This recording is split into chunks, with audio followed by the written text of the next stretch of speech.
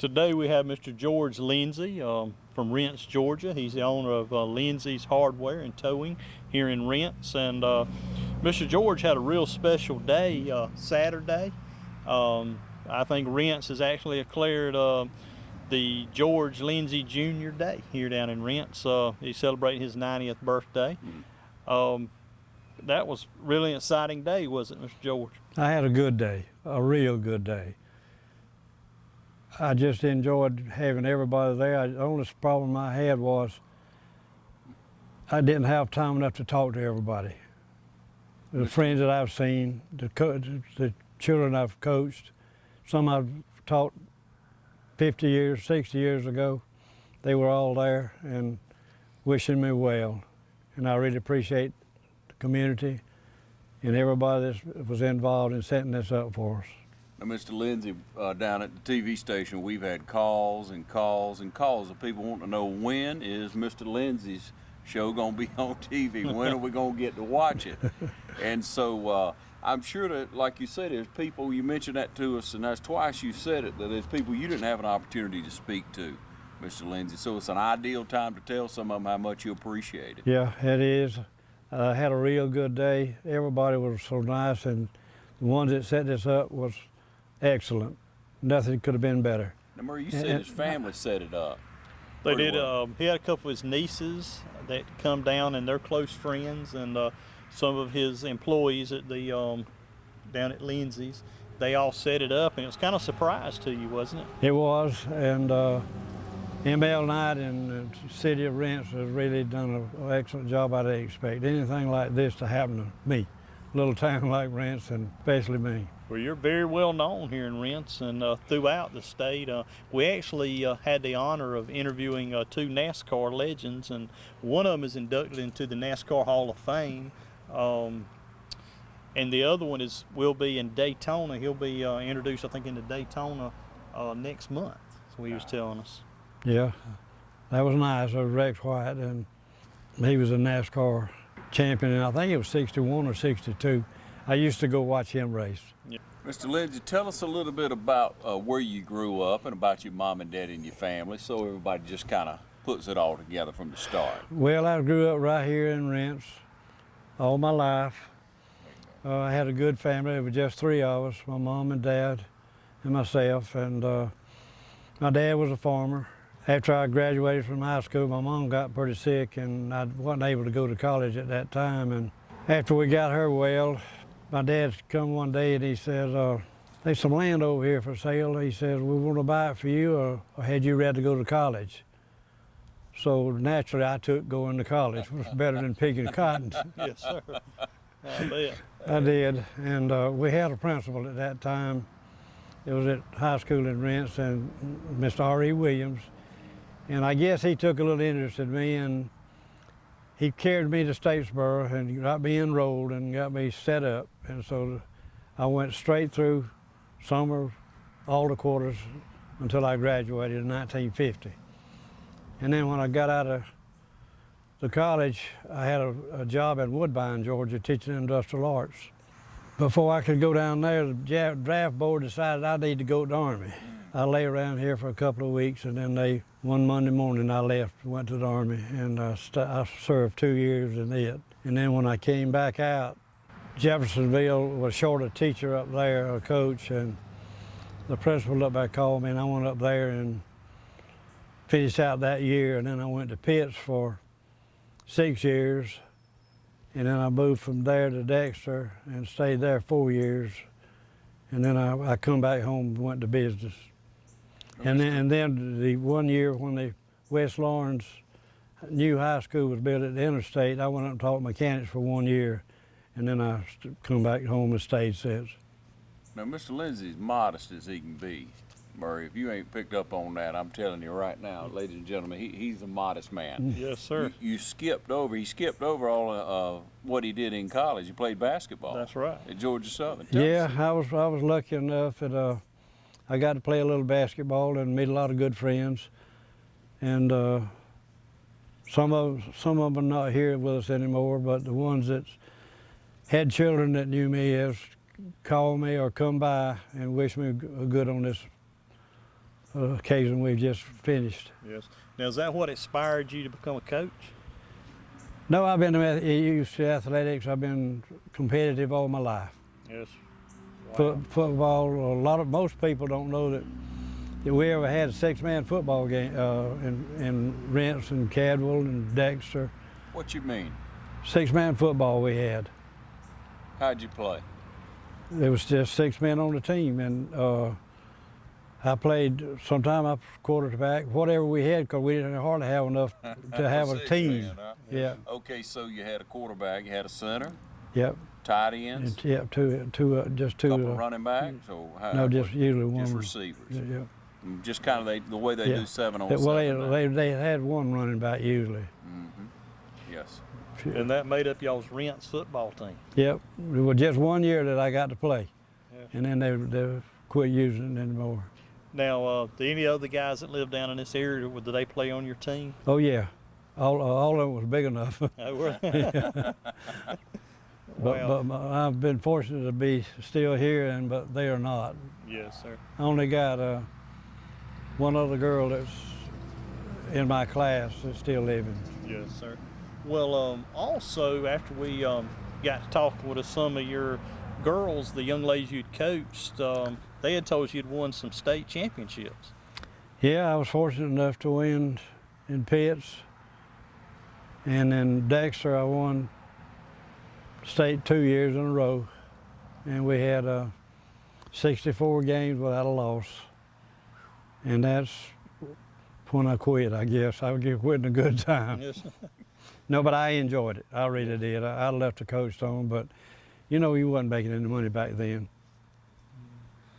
And then the coaches had to do boys and girls and all the other stuff that went along with it. And now we got coaches on top of coaches. Yes, sir. Yes, sir. And so you coach boys and girls basketball? Boys and girls, yeah. And the girls, you won 64 games in a row. Yes. Wow. And of course, we've asked you this question before, and I know you're gonna give me the same answer. But what makes a winning team? Well, you got to have a good player to start with. I can tell you that. And I've had some good ones. But what's your coaching philosophy? If you had to tell everybody in the world right now what your coaching philosophy is. Lord, I don't know. There's so much involved in coaching.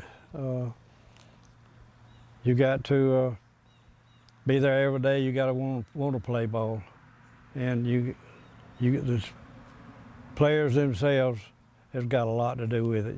You got smart players, and you've got some that's waiting on you to tell them what to do. Yes. Now, during that time frame, y'all didn't have air-conditioned gymnasiums, and people couldn't go home and practice their goals. No, we had 1 hour a day with the boys and 1 hour a day with the girls at school, and then they went home, and if they had a goal, they practiced at home. And some of them was real good. Yes. Well, if you could say something to some of the kids now that's new to basketball and give them some pointers, what would you say that would be? You got to be dedicated. You got to want to play. That's got to be your first priority, is to play basketball and do whatever it takes. Yes, sir. And everybody's at different talent levels, aren't they, in life? Yes. Lindsey? Yeah, everybody, no matter what we're doing, everybody's at a different level, aren't we? Yeah, we sure are. So you got to lock in on what you can do good and do that, don't you? Right. So you take a hard-headed player that you had to tell everything to do, or might not be as, aggressive at the game or what have you, and you'd work with him in a different way, wouldn't you? Yes. The love of the game is what you got to have. Yes. You got to love it. Now, I know you have a passion for basketball, but after talking with some of the people that come up and let us interview them for our TV show, we also found out that you have a passion for racing. Yeah, I do. I love it. Another competitive sport. Yeah, it's a competitive sport, and I like to be competitive, and I like to have a good car that runs. Yes, sir. We talked with Mark Joyner. He was a race car driver for you, and he was telling us how many numerous times that he had won, and how y'all had traveled all throughout the state racing. And it was just an honor to get to talk with him. Yeah, Mark was a good driver. He was a good boy, and his dad stayed with him, and we had a lot of good races, and we have won a lot of races, and we had a lot of good time. And they've become real good friends of mine. I mean, if I needed anything, I wouldn't be hesitating. But how I got started in racing was with John Lee Williams. He's really the key that got me going, because I started building his engines for him, and I did until we started the racetrack, and then I quit. Yes, sir. Now, what tracks were y'all running at when you were building his engines? Because I knew 441 wasn't built. Swainsboro and Savannah. Now, we also talked with Bubby Lord. Yeah. And Bubby was telling me that if you put him across that checkered flag a couple of times. Yeah, we did. We had some good times. Yes, sir. I enjoyed it. Yeah, I like old cars and old tractors. So Yes, I'm getting old, so I like everything that's old. There you go. Brother Lindsey, now about how many engines you think you built over time? I have no idea. A lot of them. A lot of them, yeah. Yes, sir. And then y'all traveled all over, and you built for a few different men and a few different teams, and you'd go to the race, you'd watch them every time they'd run, pretty much. Oh yeah. You wanted to see how your car performed. Exactly. I want to see what was wrong with it. Basically, the ones that we had was John Lee and Mark and Andy and Chad. They all ran good, and I was proud of them. Yeah. And Murray, you may know, but where'd you race in Savannah? What track was that down there? Or what? So I think it was Savannah Speedway. It could have been Overthorpe too. Had two tracks down there. It's been so long since I was down there. What drove you to want to build 441? Murray tells me you built 441 Speedway out here for everybody around here to have a track. What made you want to do that? I don't know. It's just a love of racing, I guess. Billy White and myself, one that got started on that, and then we got another partner, Mr. Mullis, after that. But I enjoyed every bit of it. You talking about John Lee? Now he has a grandson. He got a grandson that's real good too. That's what I'm hearing. He's real good. I heard he actually went and run on the track. Yeah, Pearson Lee. Yes, he run on a track that they had just covered up. It used to be an asphalt track, and they just covered it up with dirt down in South Georgia. And I heard he done real well down there. He was supposed to run this last weekend. I hadn't heard from him, so I don't really know. You still keep up with him? Yep, I tried to. Well, how's that changed? How's racing changed? Well, when we first started, you could build a whole car for $500 or less, and now you got to keep out of wheels for that. Yes, sir. But the engines run from. I built a lot of the engines for about nothing, and that would run, and now you got to have $10,000 or $20,000 to stay if you stay up. Yes, sir. But back then when we started, nobody knew nothing about it. We started from the ground and then we came up. So what I know is what I learned by myself. Yes, sir. I'm Locke Wilford with Dublin Chevrolet, and we make getting to the game fun. Into tailgating, save up to $10,000 off Silverados. Save big on gas with Cruise and Malibu, and spend more on snacks. Bringing friends, get there in style with a roomy Suburban. Want to get there with muscle? Come on, sweetie, let's go! Dublin Chevrolet, the only dealer you will ever need. Well, you have two fine automobiles behind us now. You gave us a tour of that the other day and pulled them out, started it up, and you got a couple of nice ones back there. Murray, you know more about them than I do. Yes, sir. How long had you had your Fairlane? A long time, 30 years. Oh, wow. That is. Yeah. Do you get it out and drive it much? No, I used to drive it a little bit, but I don't anymore. Murray said he wanted to take it around the block a few times. It's ready. You have to watch wrong. Yeah, and the Mustang, I really like that. Yeah, How long have you had it painted? about 2 years, I guess. 2 years. Real pretty. Real pretty. And it sounds good, too. I know we got the opportunity the other day to get to hear it run. Yeah. And, It's got a pretty good little engine in it. Yes, sir. What is the engine in that one? I can't remember. It came with a 289, but I don't think it's a 289 that's in there. Okay. It don't sound like it, does it? No. It's a lot of horses under that pony there. It'll be a convertible at 289. It's got a lot of horsepower. Yes, sir. Now, did you restore both of them? Yes, we did. Me and a lot of help. So, do you have two Mustangs? Yes. And one of them's your part Mustang, and then No, built I bought two at the same time and restored one of them, and this one behind us has been sitting on the shelter all these years, and we just got it out. My son decided he needed me to work on it, so he wouldn't pull it out and got it in my way, and I had to work on it. there you So go. we put it together. Now, you speaking of your son, his name is Randy, is that right? Yeah, Randy, yeah.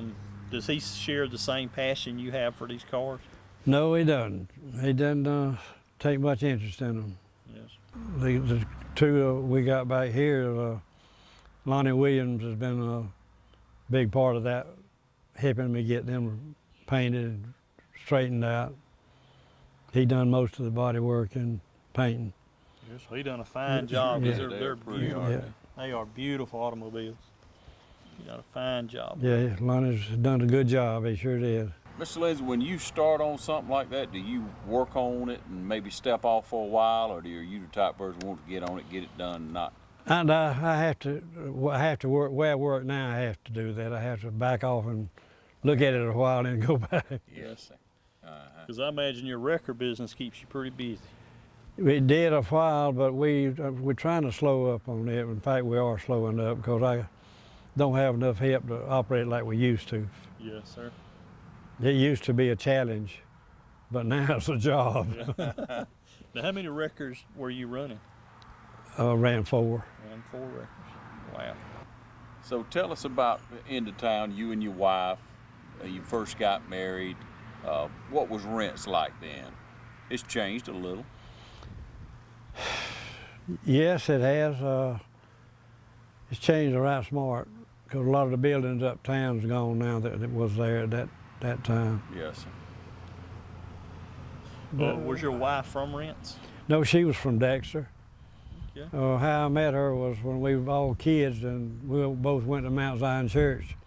She lived on the other side of going to Dexter School, and I stayed over here on the Rentz side. And we only dated a few times.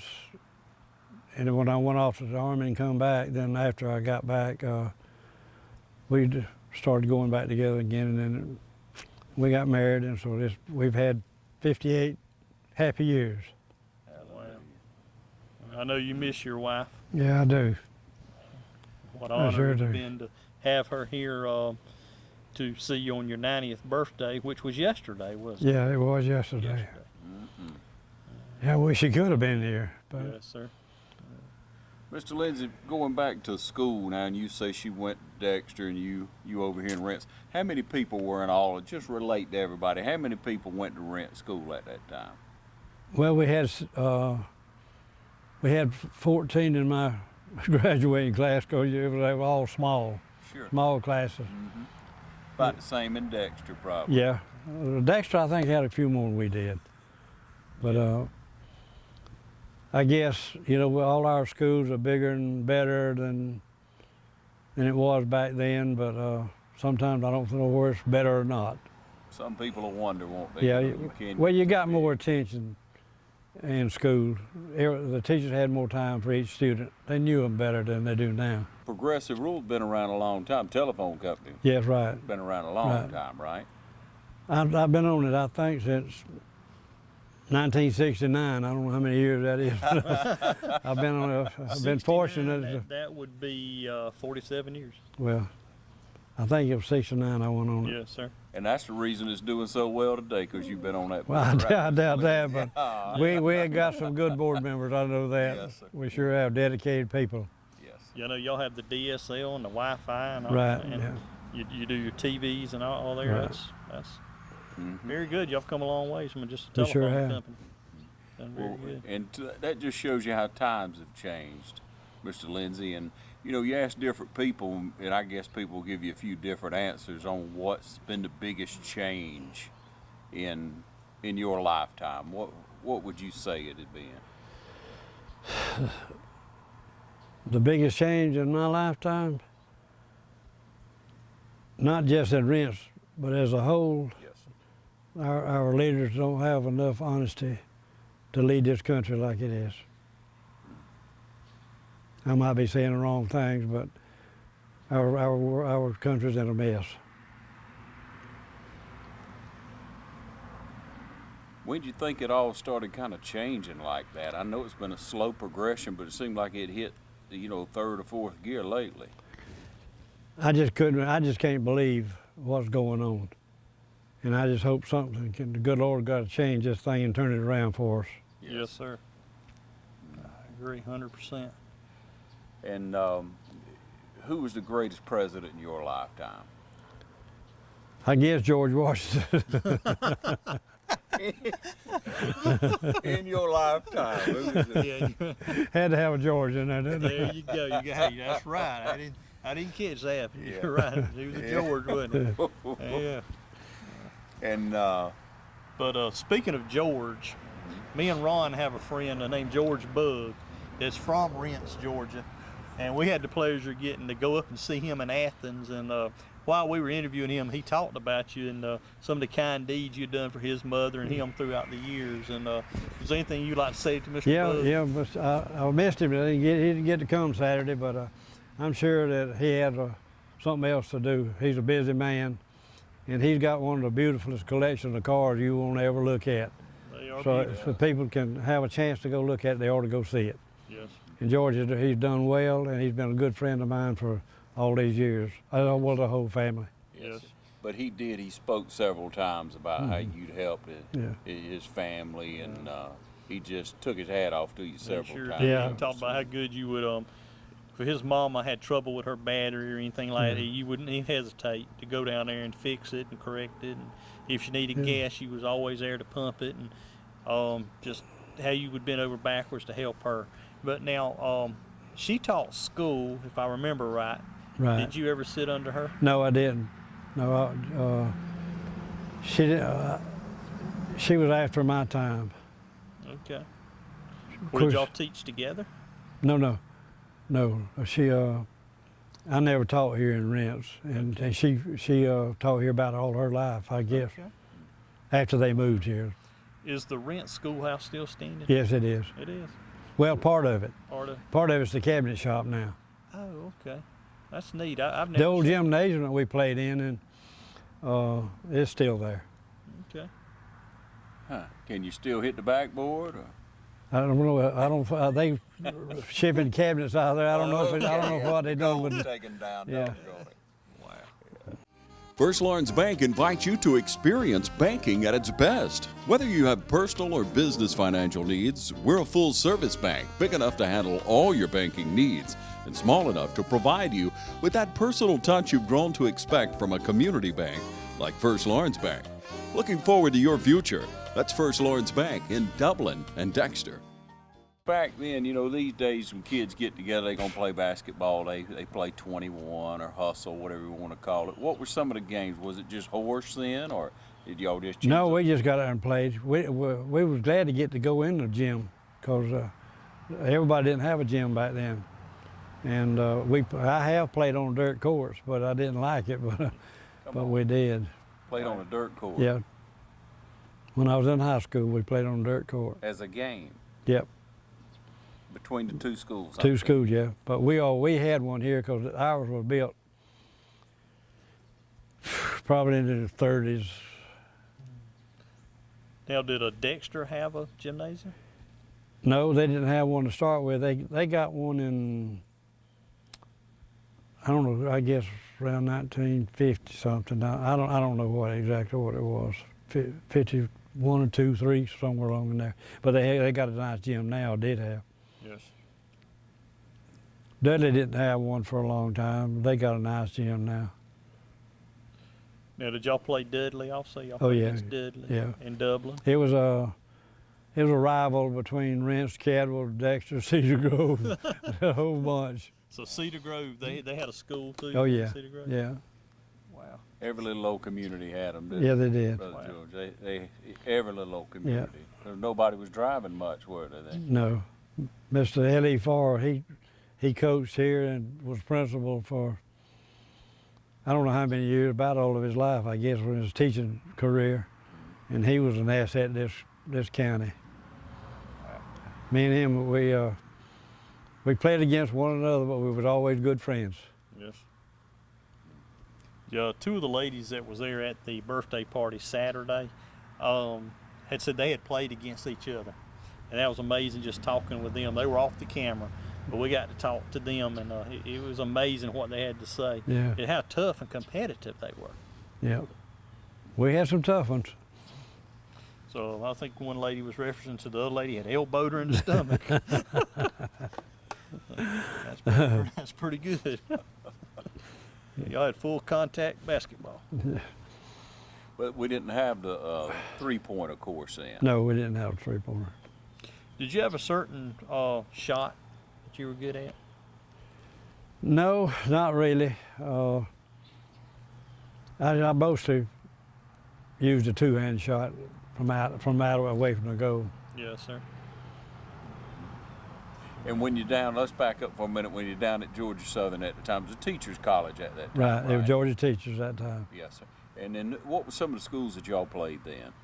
Stetson University and DeLoninger, I think we had up there.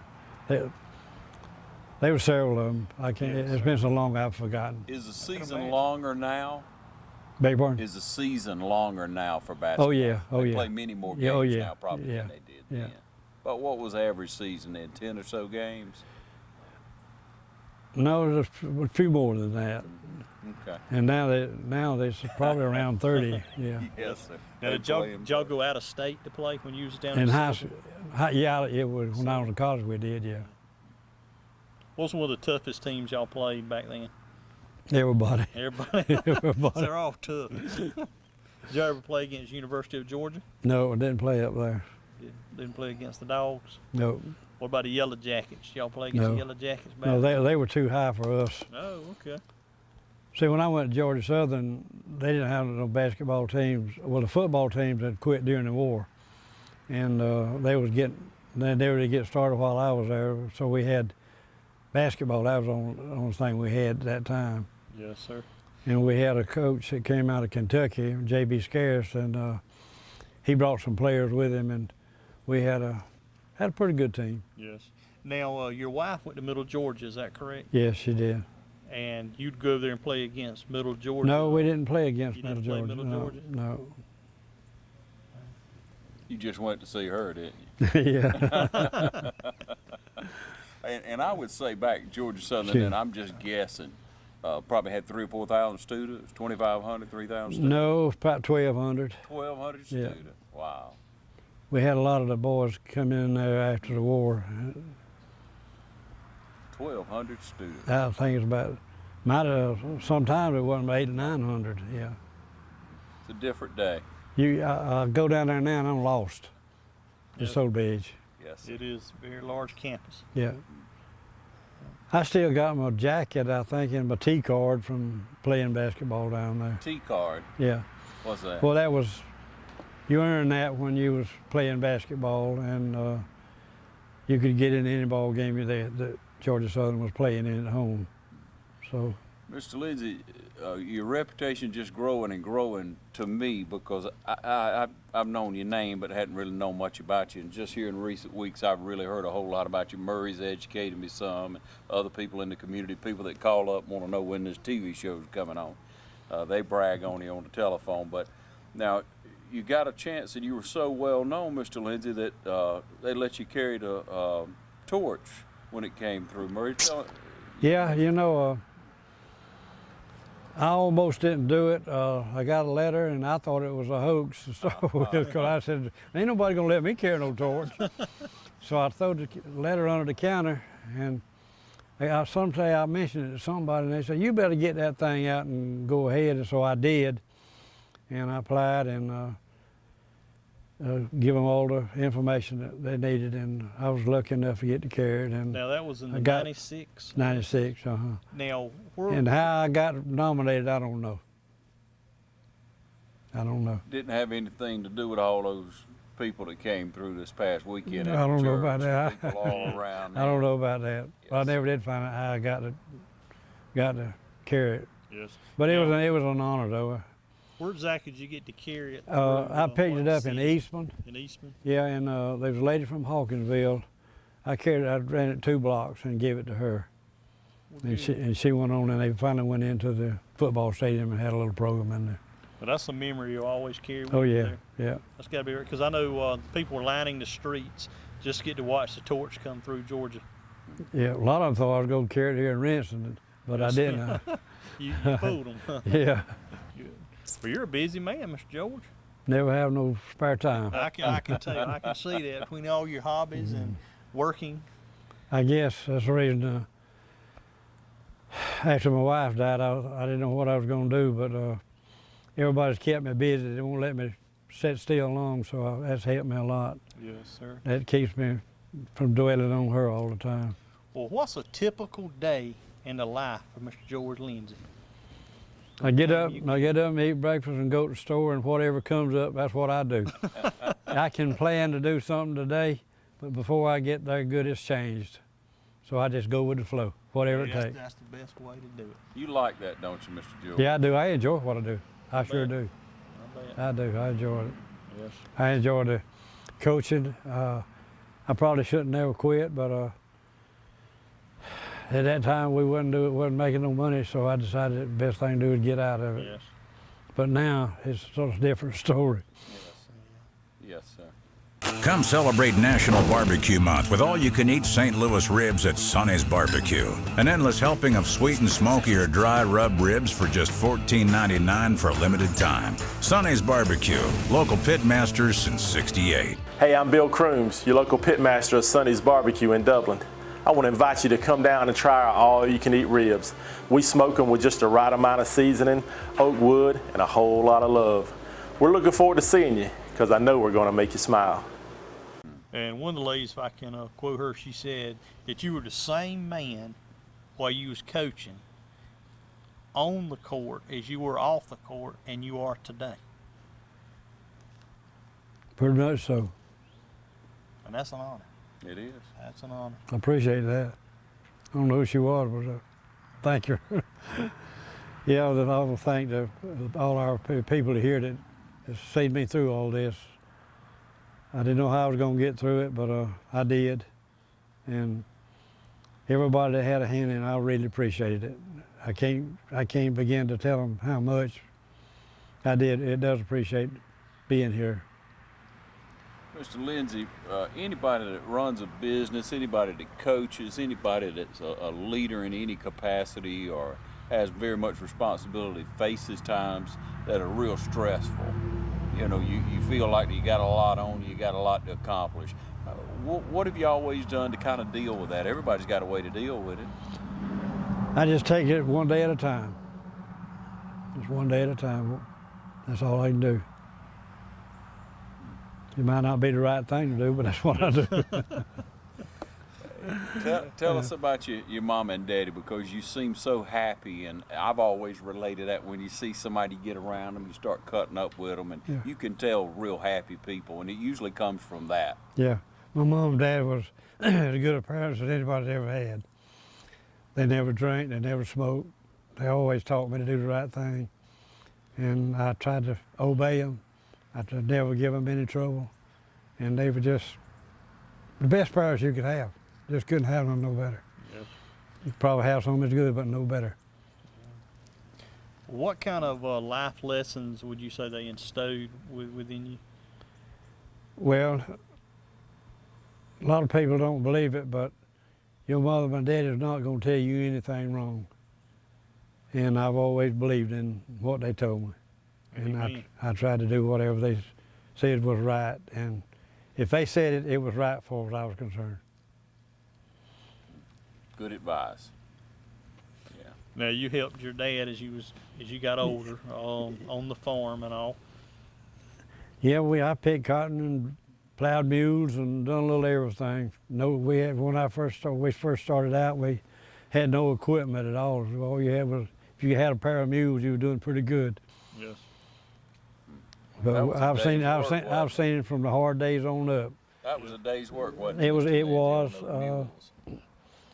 My dad had we planted the crop for the mules for oat. We planted a little patch of oats, and my dad had a cradle. It was made out, had some wood slats in it, and I still have it today. That he would take, he'd plant some, and he'd go out and make a swipe. He'd get about a handful of oats at a time, and we shock them up, and then we'd haul them in, and that's what we fed the mules on in the wintertime. Wow. I mean, it was all hand work. No. Yes, sir. Well, if machine. somebody come up today and they said those were the good old days, how would you address that? Well, I'll tell you what. Like I told my uncle one time, he when he got where he wasn't able to farm, he'd come down and sit with me at the store, and he'd say, "You know, I wish you'd get back to them good old days." And I told him, I said, "Look," his name was Johnny. I said, "That was my dad's brother." I said, "These are the good old days, because I remember them good old days you talking about." And it worked I so bet. good. You got machinery now. Yeah. And Mr. George, we just want to say thank you for letting us come out, and especially letting us celebrate your 90th birthday with us. And we just enjoyed it, and we'll see y'all soon.